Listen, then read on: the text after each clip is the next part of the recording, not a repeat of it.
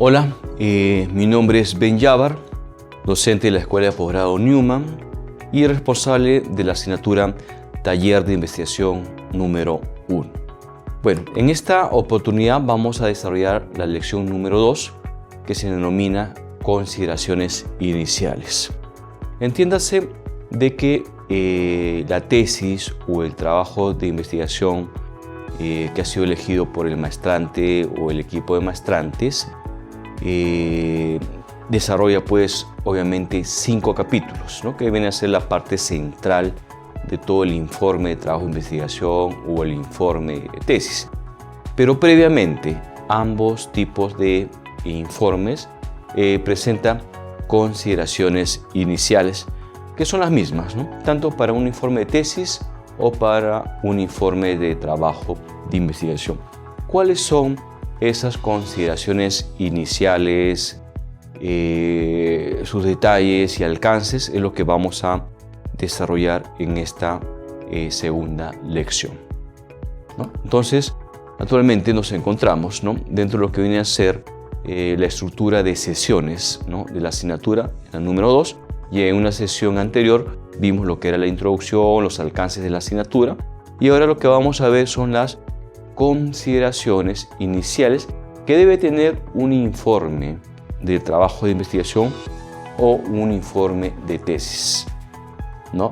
Y que básicamente responde a lo siguiente, ¿no?, que es la portada, los índices, el resumen y la introducción.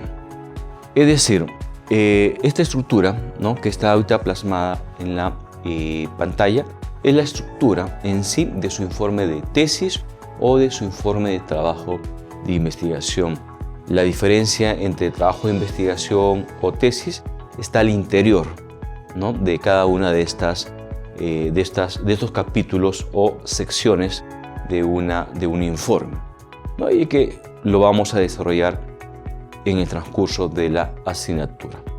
Pero bueno, empecemos. Vamos a desarrollar lo que es la portada. Bueno, la portada en sí responde a un formato oficial que ha sido desarrollada por la escuela. En una siguiente diapositiva vamos a ver en sí cómo es la portada, ¿no?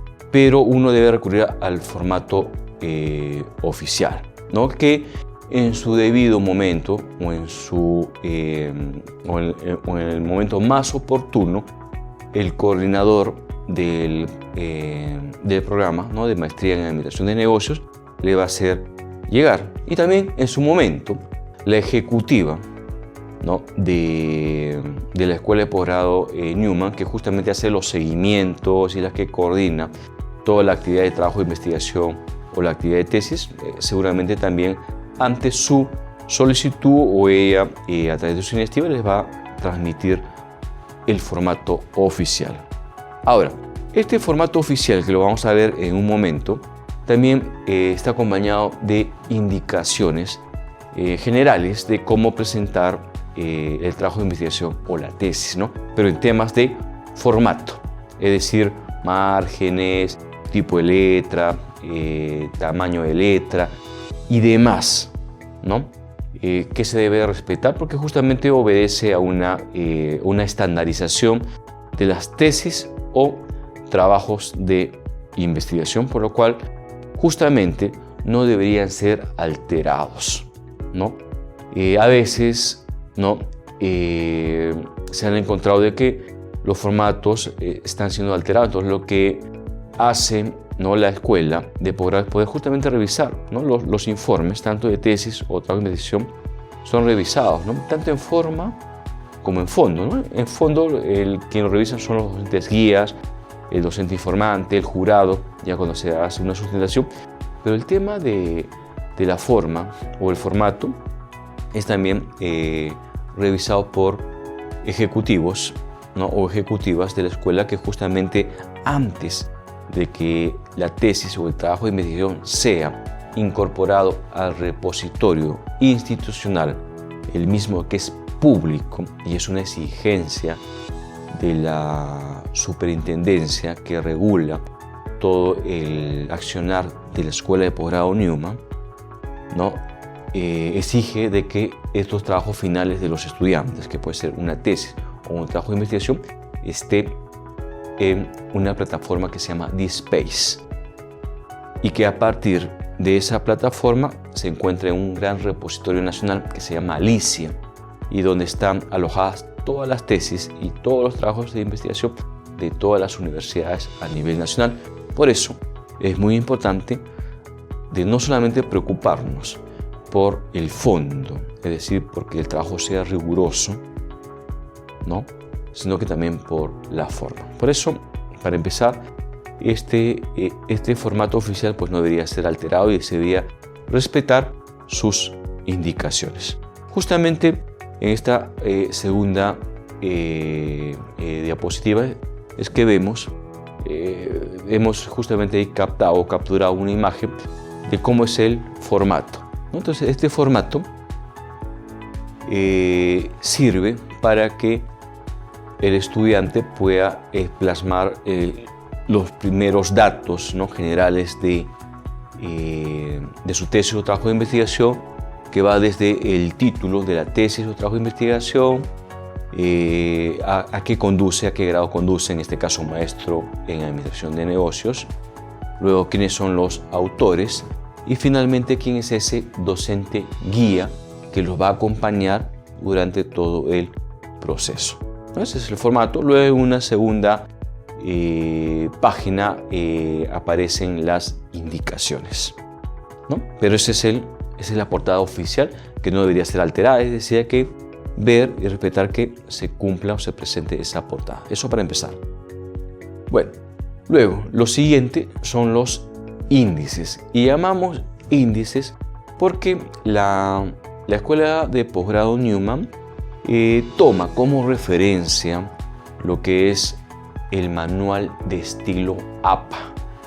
Es decir, es un manual desarrollado por la American Psychological Association, es decir, la Asociación Americana de Psicología, en la cual justamente se brindan todos los alcances de cómo desarrollar y presentar un trabajo de investigación, ¿no? Así como el manual de estilo APA, existen otros manuales, ¿no? Existe el manual de estilo Chicago, manual de estilo Harvard, etc.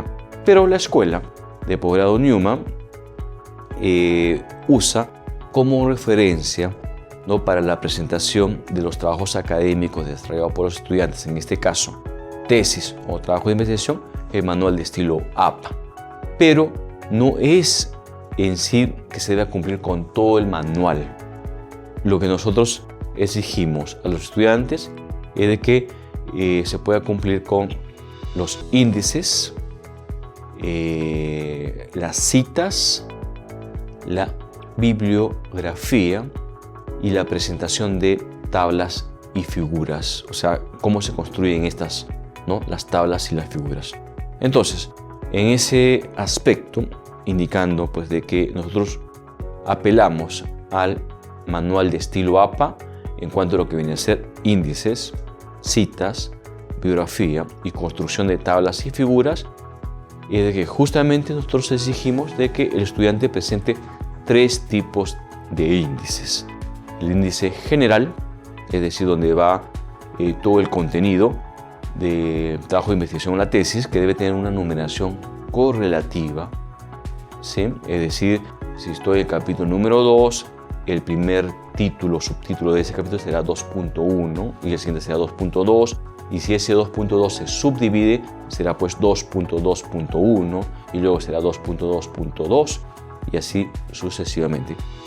Debe respetar esa numeración correlativa. Asimismo, todo título o subtítulo que se encuentre en el contenido del informe, del trabajo de investigación o de la tesis tiene que estar necesariamente en el índice.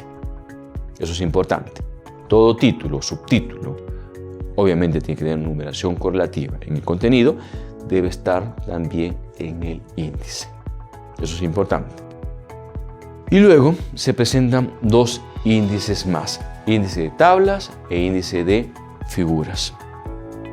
El índice de tablas reúne a todo tipo de cuadro, matriz o tabla propiamente dicha. A eso se denomina tablas y debe tener luego del índice general un índice de tablas, ¿no? Con todas las tablas que se encuentren en el informe de trabajo de investigación o el informe de tesis, y lo vamos a llamar tablas, ¿no? Obviamente cada tabla tiene que tener su título. No puede haber una tabla que no tenga título.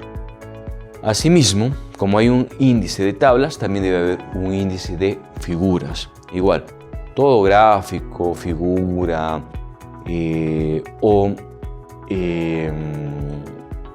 ayuda, resumen, ¿no? O esquemática que se encuentra en el informe de trabajo de investigación o el informe de tesis, la vamos a denominar figura, ¿no? Entonces tenemos un tercer índice, que es el índice de figuras.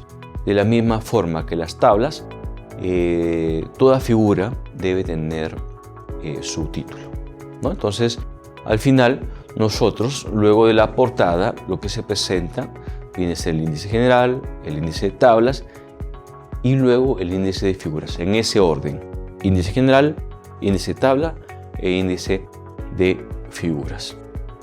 Bueno, lo siguiente es el resumen. Bueno, el resumen en sí, para que se pueda entender claramente, no es más que explicar qué se ha hecho, ¿no? Es decir, obviamente es el resumen del informe de trabajo de investigación o el resumen del informe de tesis.